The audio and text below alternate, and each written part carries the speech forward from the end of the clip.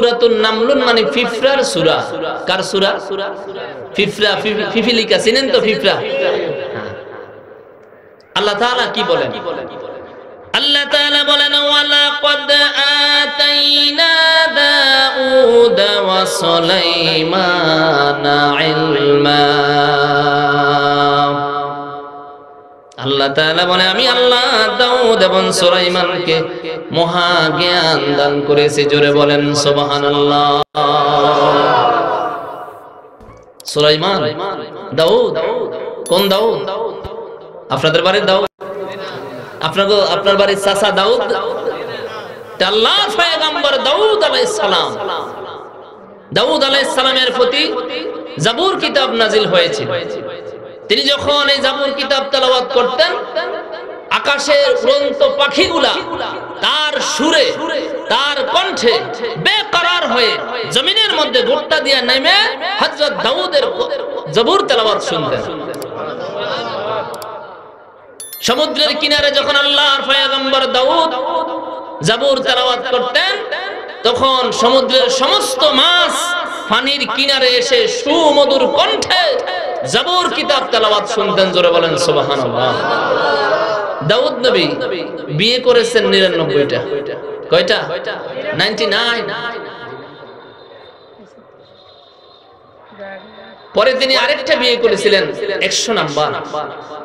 ১০০ number স্ত্রীর ঘরে জন্ম হয়েছে হযরত সুলাইমান আলাইহিস সালাম। কার? হযরত সুলাইমান আলাইহিস সালাম। আজকে আল্লাহ তাআলা বলছে দাউদ, দাউদ রে তোমার তো সময় শেষ। তোমার ১৯ জন সন্তান, কোন তাফসীরে আছে ১৩ জন সন্তান। বলছে তোমার ১৯ জন সন্তানের মধ্যে কাকে তুমি এই যেহেতু তুমি বাদশা, হযরত দাউদ আলাইহিস সালাম শুধু নবী ছিলেন না, তিনি বাদশাও ছিলেন। তোমার হায়াত তো শেষ, তুমি কাকে বাদশাহী দিবা সিদ্ধান্ত নাও।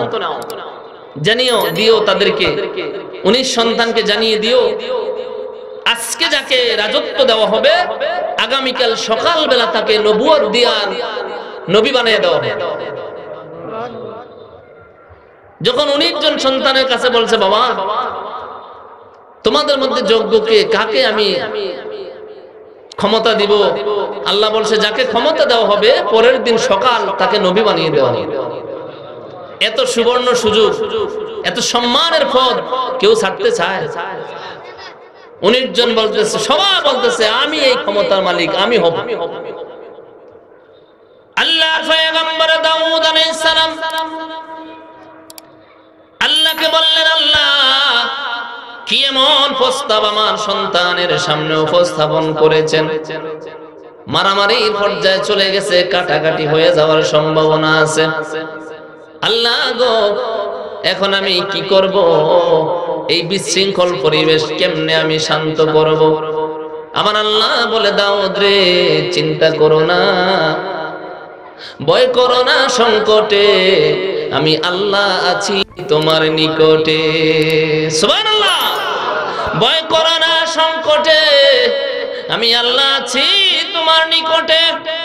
হ্যাঁ দাউদ আমি একটা পরীক্ষা নিব, সবাইকে ডাকো, এলাকার ব্যক্তিবর্গ মানুষগুলোকে ডাকো, তোমার মন্ত্রী মিনিস্টার যারা আছে এদেরকে ডাকো।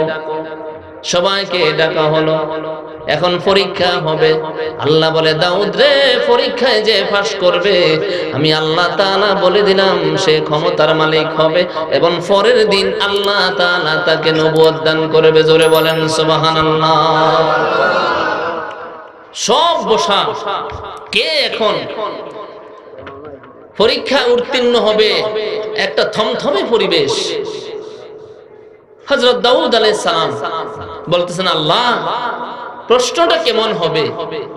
আল্লাহ তাআলা বললেন শুনো, প্রশ্নের চিন্তা করো না, যখন পরীক্ষা আমি কল করেছি প্রশ্ন সরবরাহ করার দায়িত্ব আমি আল্লাহর হাতে। জোরে বলেন সুবহানাল্লাহ।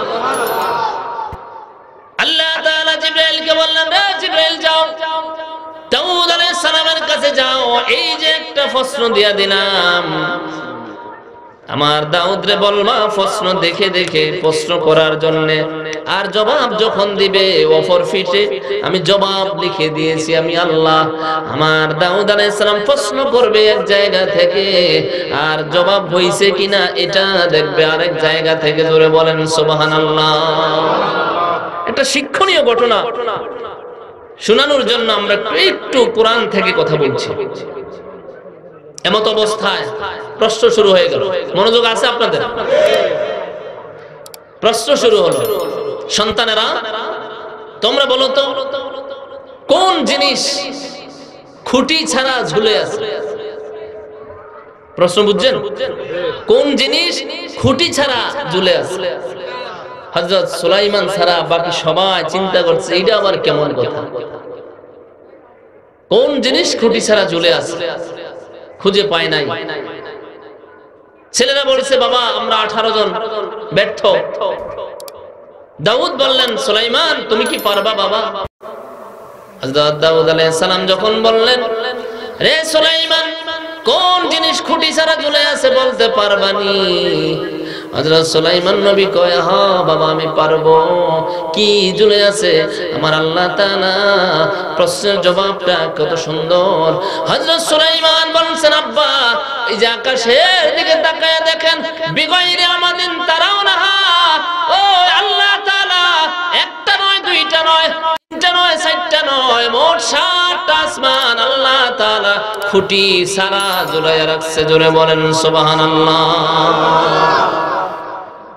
আকাশের খুঁটি আছে বিগয়রে আমাদিন তারাউনা, তাকায় দেখো না আমি আল্লাহ তাআলা বিশাল আসমানকে খুঁটিবিহীন একেবারে ঝুলন্ত অবস্থায় রেখেছি। পয়গম্বর দাউদ দেখে আসলেই জবাব তো ঠিক আছে। পরবর্তী প্রশ্ন শুনো, তোমরা কি বলতে পারবা কি আসলে কি চলে যায়? কি আসলে কি চলে যায়? এই প্রশ্ন যখন করছেন 18 সন্তান বলছে আমরা পারি না। কি কোন আন্দাজি কোনটা কয়ে কোন বিপদে পড়ি। এলাকার ব্যক্তি বিশিষ্ট ব্যক্তিবর্গ আছে, মন্ত্রী মহোদয়গণ আছে, উল্টা পাল্টা বললে এটা ফেস্টিজ মানে হ্যাম্পার হয়, এটা খারাপ দিক, তার চাইতে না বলাই ভালো। দাউদ তখন সুলাইমানকে বলছে তুমি কি পারবা? কি আসলে কি চলে যায়? আল্লাহ তাআলার পয়গম্বর সুলাইমান তার বাবাকে আশ্বস্ত করে বাবা অবশ্যই আমি পারবো। বাবা গো ও বাবা দিন যখন আসে গো রাত চলে যায়, রাত যখন আসে গো বাবা দিন চলে যায়। জোরে বলেন সুবহানাল্লাহ। আল্লাহ বলে والشمس تجري لمستقر لها ذلك تقدير العزيز العليم। জোরে জোরে বলেন সুবহানাল্লাহ। আল্লাহ বলেন الشمس ينبغي لها أن تدرك القمر ولا الليل سابق النهار।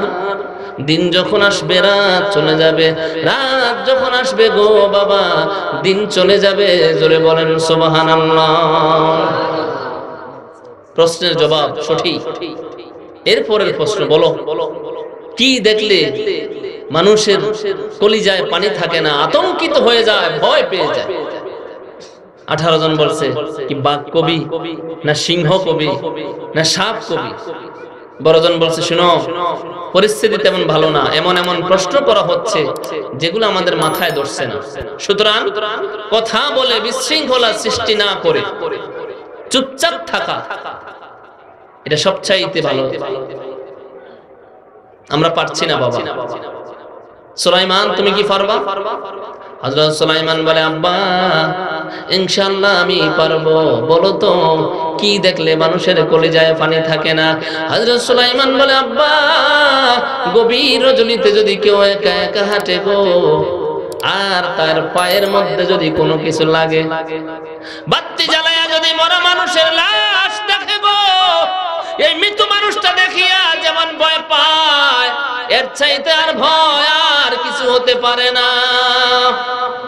হযরত দাউদ জবাব অ্যানসার শিট উল্টে দেখে আমার আল্লাহ তাআলা মৃত্যুর কথাই বলেছে। জোরে বলেন সুবহানাল্লাহ।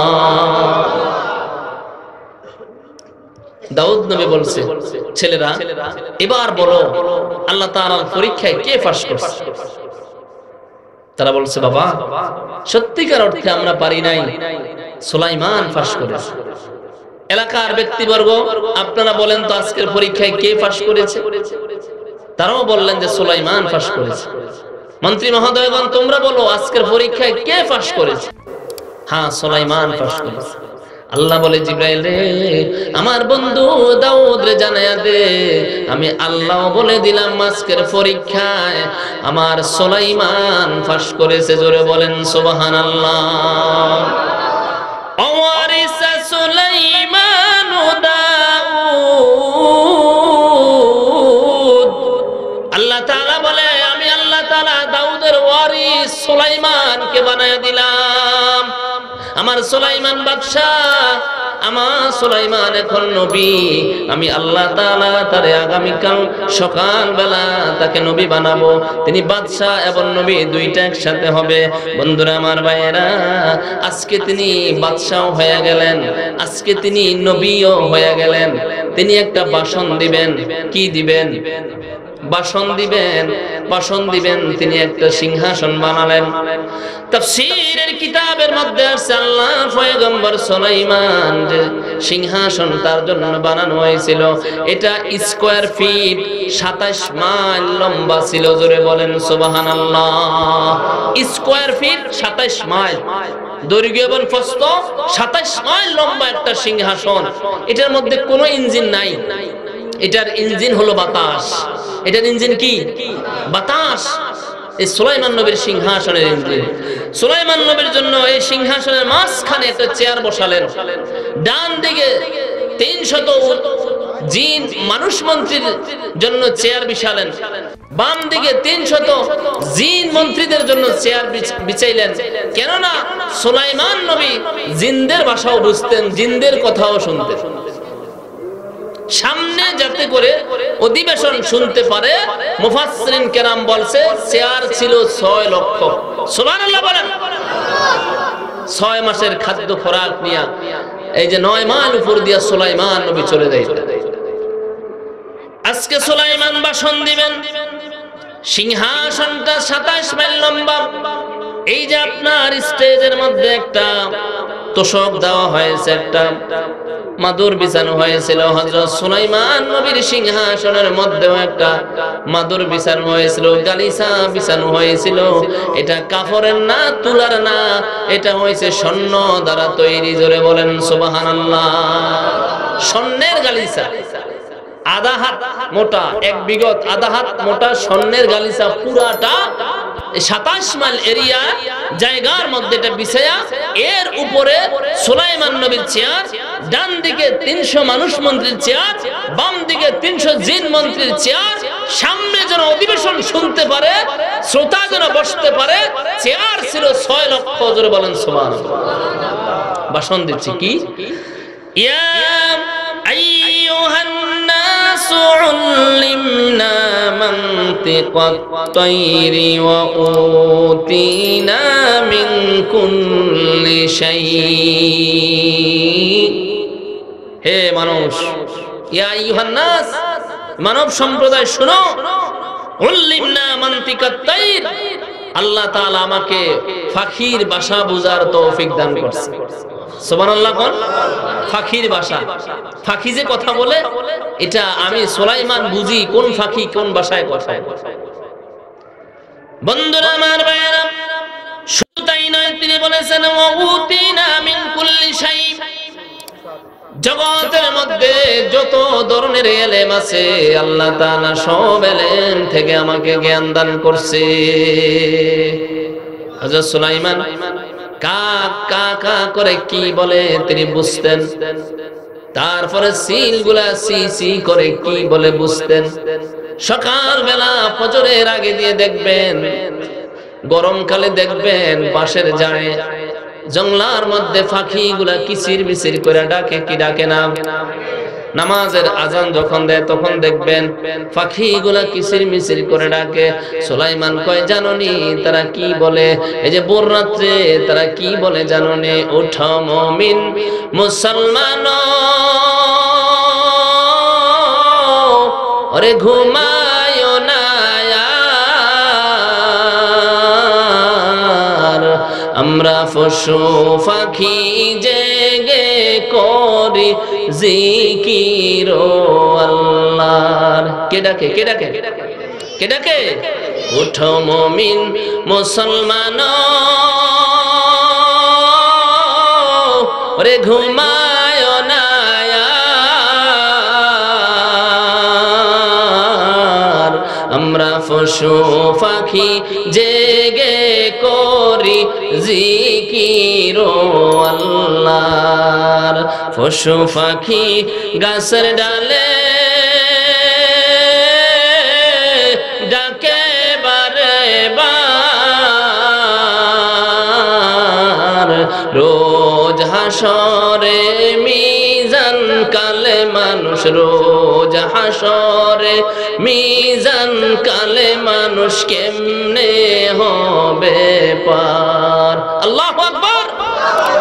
বন্ধুরা আমার ভাইয়েরা, আল্লাহর সামান্য সৃষ্টি পাখিগুলো আপনাকে ডাকে, অথচ আমি আর আপনি গভীর ঘুমের মধ্যে বিভোর থাকি। এমন অনেক ভাইও আছে এখন মাহফিলে ওয়াজ শুনতে আসছে, ফজরের নামাজটাও তিনি পড়েন নাই, যোহরের নামাজও তিনি পড়েন নাই, আসরের নামাজও পড়ে নাই, মাগরিবও পড়ে নাই, নিয়ত করছে এশার নামাজও পড়বে না। আছেন এরকম অনেক বেনামাজি, আছে না নাই? আল্লাহ রাসূল বলছেন, আমি যখন মেরাজ রজনীতে গেলাম, আমি যে দেখি বিশাল একটা মাঠের মধ্যে কতগুলা মানুষকে চিৎ কইরা শোয়া রাখছে পাথরের উপরে, চিৎ করে শোয়া রাখছে পাথরের উপরে, মাথার নিচে বালিশের মতো পাথর। আর একজন ফেরেশতা বড় একটা পাথর নিয়া তার মাথার কাছে যাইয়া সে তো পাথরের উপর মাথা দিয়ে রাখছে, যেমন আপনি বালিশের উপর মাথা দিয়ে ঘুমান, এই লোকটা পাথরের উপরে মাথা দিয়ে শুয়ে রইল। একজন ফেরেশতা বড় একটা পাথর নিয়া তার মাথার উপরে এত জোরে মারছে রে, আল্লাহ নবী বলছে দুই পাথরের চাপায় তার মাথাটা চূর্ণ বিচূর্ণ হইয়া মাটির সাথে মিশিয়া যায়। জোরে বলেন নাউজুবিল্লাহ। আবার সুস্থ হয়ে যায়, আল্লাহ আবার ভালো করে নে, আবার এইভাবে আঘাত করা হয়, আবার সুস্থ হয়ে যায়, আবার আঘাত করা হয়, আবার সুস্থ হয়, আবার আঘাত করা হয়। আল্লাহ নবী বলেছেন, জিবরাইল রে, মানহা উলা ইয়া জিবরাইল, ও জিবরাইল এরা কারা রে, কেন রে পাথর দিয়া মাথাটা চূর্ণ বিচ্ছিন্ন করে দেয়, আবার ভালো হয়ে যায়, আবার চূর্ণ বিচ্ছিন্ন করে দেয়, আবার ভালো হয়ে যায়, আবার চূর্ণ বিচ্ছিন্ন করে দেয়। এরা কারা? জিবরাইল বলছে, একদল উম্মত আপনার হবে যারা ফজরের নামাজ না পড়িয়া ওই ঘুমের মধ্যে বিভোর থাকে। নবীজি গো, যারা ফজরের নামাজ পড়ে নাই এদেরকে শাস্তি দিতেছে, ওই শাস্তিটা আপনাকে দেখাইতেছে যাতে করে আপনার উম্মতকে সতর্ক করতে পারেন। জোরে বলেন নাউজুবিল্লাহ। ও মুসলমান, আমার সময় তো শেষ, আর না বলবো না, শুধুমাত্র একটা ওয়াদা করেন। কয়টা ওয়াদা? একটা ওয়াদা করেন আল্লাহর সাথে, আমার সাথে না। আমি সলিমউদ্দিনের সাথে ওয়াদা করা দরকার নাই, আল্লাহ গোলাম গুনাহগার। আপনি আল্লাহর সাথে ওয়াদা করেন, আজকের মাহফিলে যতদিন বাঁচবেন আর নামাজ কাজা করবেন না। দুই হাত তোলেন, দুই হাত তুলে ওয়াদা করেন, নারায়ে তাকবীর, নারায়ে তাকবীর, নারায়ে তাকবীর। ওয়াদা করছি আর আমরা মৃত্যু পর্যন্ত নামাজ কাজা করব না। মানে তুমি কবুল করে নাও, জোরে বলেন আমিন। আজকে যদি এই কথাটা যদি বাস্তবায়ন করতে পারেন, খোদার কসম আপনার জন্য এতটুকুই যথেষ্ট হয়ে যাবে। যার নামাজ নাই, এ মুসলমান, যার নামাজ নাই তার ঈমান নাই। লা ঈমান লিমান লা সালাত লাহু, বেনামাজির সাথে ইসলামের কোনো সম্পর্ক নাই। ঠিক কি না? জোরে বলেন। আল্লাহ রাসূল বলেন মান তারাকা সালাতা মুতাআম্মিদান ফাকাদ কাফার, যে নামাজ ছেড়ে দেয় ইচ্ছা করে ওটা কাফের, ওটা কাফের, ওটা কাফের। আল্লাহ তাআলা আমাদেরকে হেফাজত করুন, আর জোরে বলেন বন্ধুরা আমার ভাইরা, আল্লাহর পয়গম্বর সুলাইমান নবী বলেন ইয়া আইয়ুহান নাস উল্লিমনা মানতিকাত তাইর। আল্লাহ তাআলা আমাকে পাখির ভাষা বুঝার তৌফিক দিয়েছেন, যোগ্যতা দিয়েছেন, আমি বুঝি। ওয়া উতিনা মিন কুল্লি শাই, এবং সব কিছুর জ্ঞান আল্লাহ তাআলা আমাকে দিয়েছে। ইন্না হাযা লাহুয়াল ফাদলুল মুবিন, এটা আমার কোনো যোগ্যতা না, এটা আমার মহান আল্লাহর দান। জোরে জোরে বলেন সুবহানাল্লাহ। সুলাইমান নবীর ওয়াহুশিরা লিসুলাইমানা জুনুদুহু মিনাল জিন্নি ওয়াল ইনস ওয়াত-তায়রু ফাহুম ইউজাউন। সুলাইমান নবীকে আল্লাহ তাআলা তিন বাহিনী দিয়েছেন। কয় বাহিনী? এই কথা বলেন, কয় বাহিনী? সুলাইমান নবীর জন্য বাহিনী হয়েছে তিনটা। আল্লাহ বলে ওয়াহুশিরা লিসুলাইমানা জুনুদুহু মিনাল জিন্নি ওয়াল ইনসি ওয়াত-তায়রি ফাহুম ইউজাউন। আল্লাহ তাআলা সুলাইমান নবীরে মানুষদের মধ্য থেকে একদল বাহিনী দিয়েছেন, তারা মানুষ মন্ত্রী হবে, মানুষ এমপি হবে, মানুষ প্রশাসন হবে।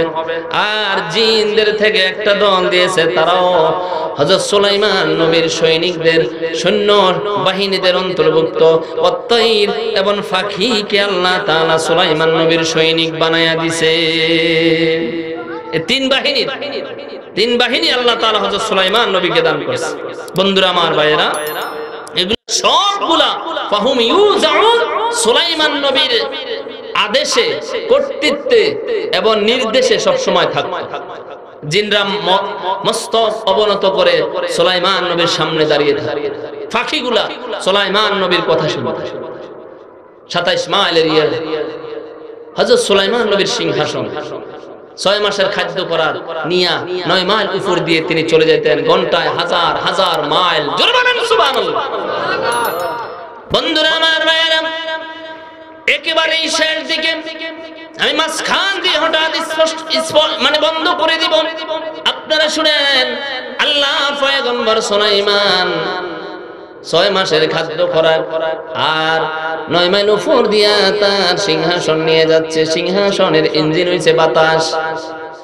মাথার উপরে যেন রৌদ্রের তাপ না লাগে, বৃষ্টি যেন না পড়ে, জন্য আল্লাহ বলছেন পাখিরা রে, আমার সুলাইমান এই যে 27 মাইল এরিয়া, এই সিংহাসনের উপরে তোমরা তোমাদের ডানাটা 2 দিকে এভাবে মেলে দিবা।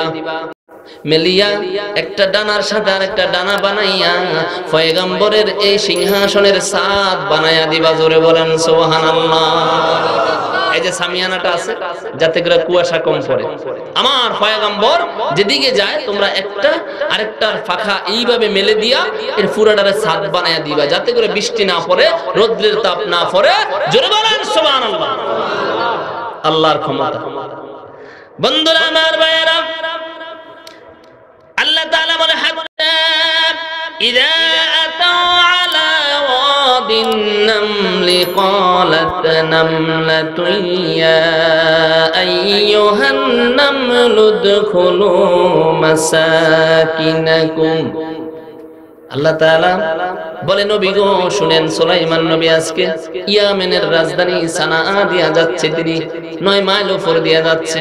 হঠাৎ করে তিনি শুনতে পায় একদল ফিফরার রাজা তার সৈনিকদেরকে বলতেছে ইয়া আইয়ুহান নামলু দুখুলু, হে ফিফরার দলেরা। সূরার নাম কি? সূরা ফিফরা।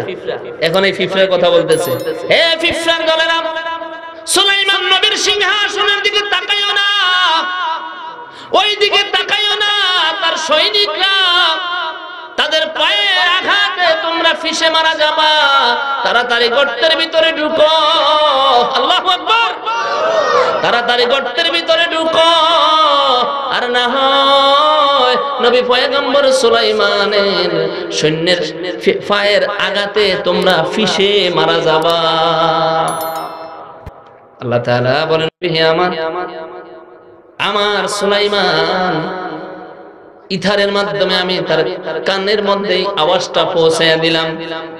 সুলাইমান শুনলেন, ফাতাবাসসামা দাহিকাম মিন কওলিহা, ফিফরার কথা শুনিয়া পয়গম্বর একটু হাসলেন, আবার রাগও হইলেন।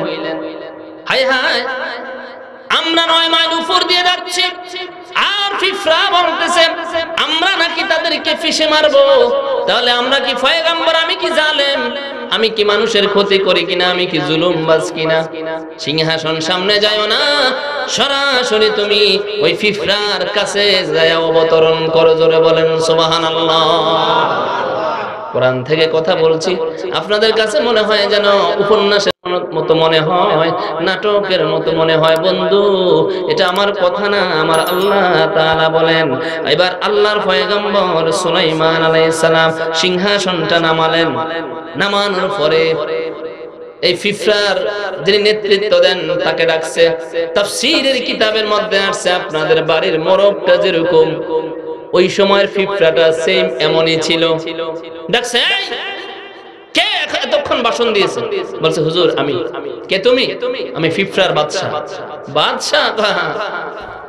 তো কেন তুমি কেন বললা যে আমার পায়ের আঘাতে, আমার সৈন্যদের পায়ের আঘাতে তোমরা ফিশে মারবা, অথচ আমরা 9 মাইল উপর? এবার ফিফরার বাদশা বলে, হুজুর গো, বেয়াদবি মাফ করবেন হুজুর, আমি একটা কারণে কথাটা বলছি। কি কারণ সেটা বল। হুজুর, আপনি যখন আপনার কুদরতি সিংহাসনটা নিয়ে বাতাসের উপর দিয়ে চলে যাচ্ছেন, আমার সমস্ত ফিফরাগুলো আপনার দিকে তাকায়া রইছে, অথচ আমরা 24 ঘন্টা আল্লাহর জিকির করি। কার জিকির? জোরে বলেন, আল্লাহর জিকির। আল্লাহর জিকির করলে অন্তরাত্মা শান্তিতে ভরপুর হয়ে যায়। আলা বিযিকিরিল্লাহি তাতমাইন্নুল কুলুব। আপনার অন্তরাত্মাকে যদি প্রশান্ত করতে চান, কল্পটাকে যদি ভালো রাখতে চান, হার্ট যদি মজবুত রাখতে চান, বাবা বেশি বেশি জিকির করবেন। লা ইলাহা ইল্লাল্লাহর জিকির, কোরআন তেলাওয়াতের জিকির করবেন, নামাজের জিকির করবেন। অর্থাৎ আল্লাহর গোলামি যদি করেন, আপনার কলিজাটা ঠান্ডা করে দিবে কে? আলা বিযিকিরিল্লাহি তাতমাইন্নুল কুলুব। আপনার এই কুদরতি সিংহাসন দেখে আমার লাখ লাখ সৈনিক আপনার দিকে তাকিয়ে আছে, জিকির বন্ধ করে দিয়ে।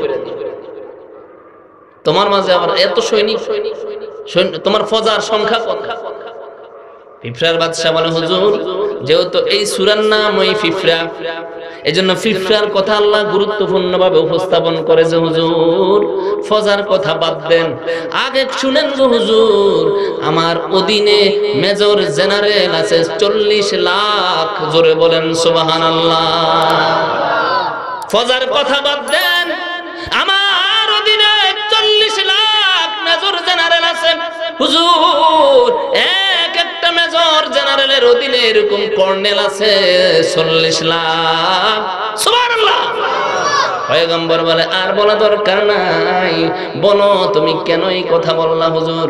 আপনি যখন উপর দিয়া যান, আমার সবগুলো সৈনিক তারা আল্লাহর জিকির বাদ দিয়া আপনার দিকে তাকায় আছে। আল্লাহ আল্লাহ মিকুনাদ শামসু কমার, আল্লাহ আল্লাহ মিকুনাদ লাইলু নাহার।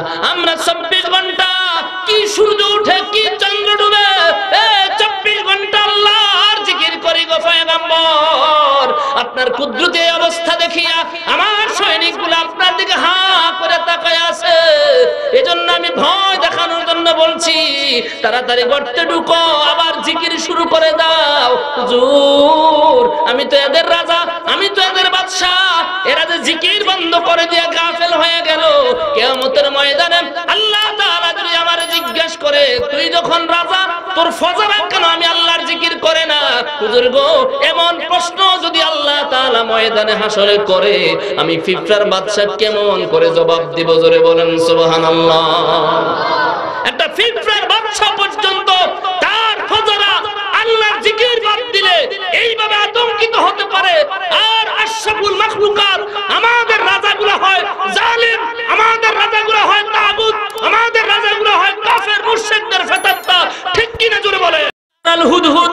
আম কানা মিনাল গায়বিন লাউ আযিবান্নাহু আযাবান শাদীদা আও লা আযবাহান্নাহু আও লা ইয়াতিয়ান্নি বিসুলতানিম মুবিন। চলো চলে যাচ্ছে, যাইতে যাইতে হঠাৎ করে দেখে সুলাইমান নবীর গায়ের উপরে একটু আলো আসছে, রৌদ্রের আলো। তিনি তাকিয়ে দেখছে ওয়াতাফাক্কাদাত তাইর, এখানে যে ফাঁকি একটা নাই, কি নাই? ফাঁকি একটা নাই, ব্যাপার কি? গেল কোথায়? ওয়াতাফাক্কাদাত তাইর মা লিয়া আরাল হুদহুদ, ব্যাপার কি? কি হলো? আমি যে হুদহুদকে দেখছি না, এই জায়গায় যিনি আছেন, এই ফাঁকা জায়গাটা যে ফাঁকি থাকতো, এটার নাম হুদহুদ। বলেন কি? আবার বলেন, সবাই জোরে বলেন। কোরআন শরীফের আল্লাহ তাআলা বলেছে ফাকালা মা লিয়া লা আরাল হুদহুদ, ব্যাপার কি? আমি তো হুদহুদকে দেখছি না, গেল কোথায় সে? বন্ধুরা আমার, ভাইয়েরা, এই হুদহুদ ছিলেন ইঞ্জিনিয়ার।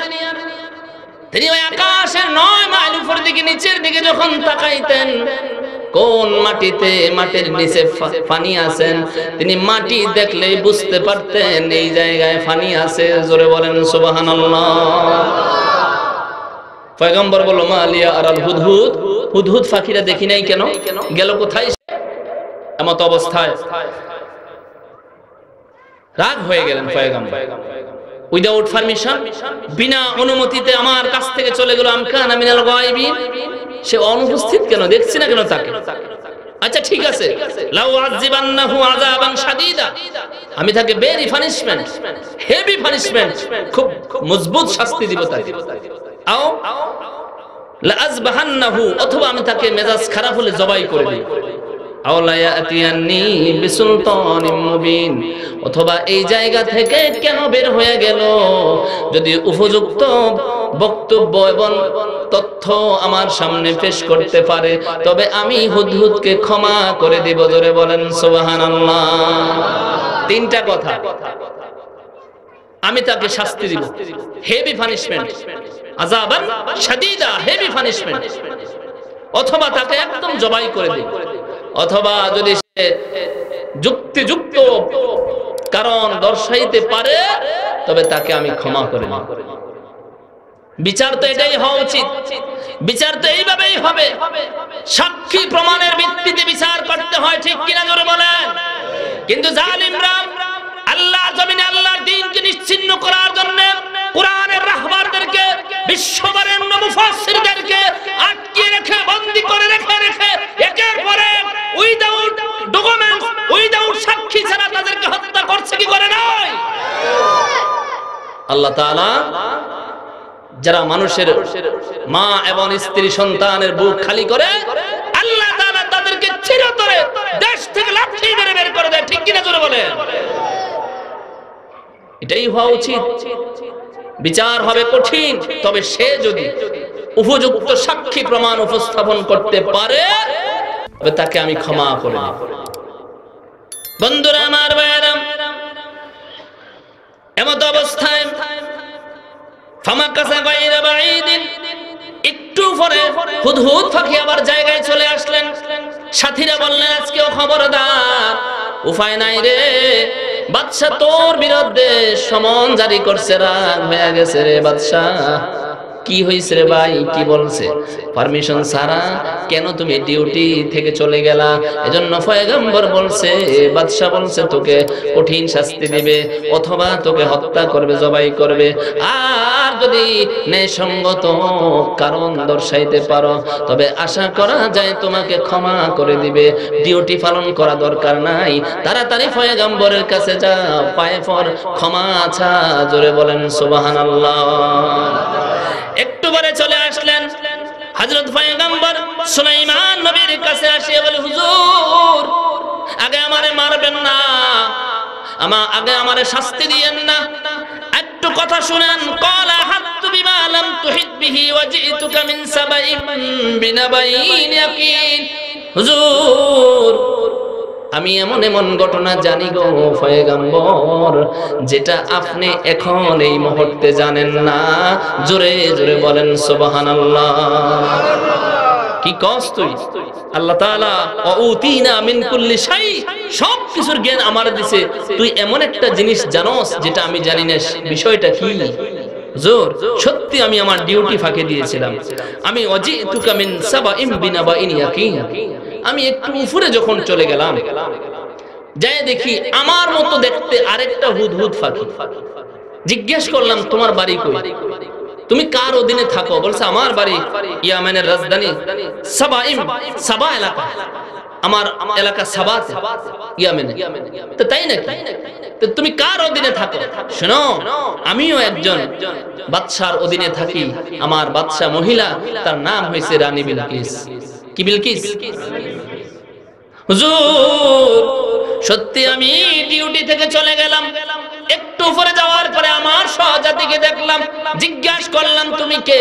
সে নাকি রানী বিলকিস এলাকার একজন সৈনিক।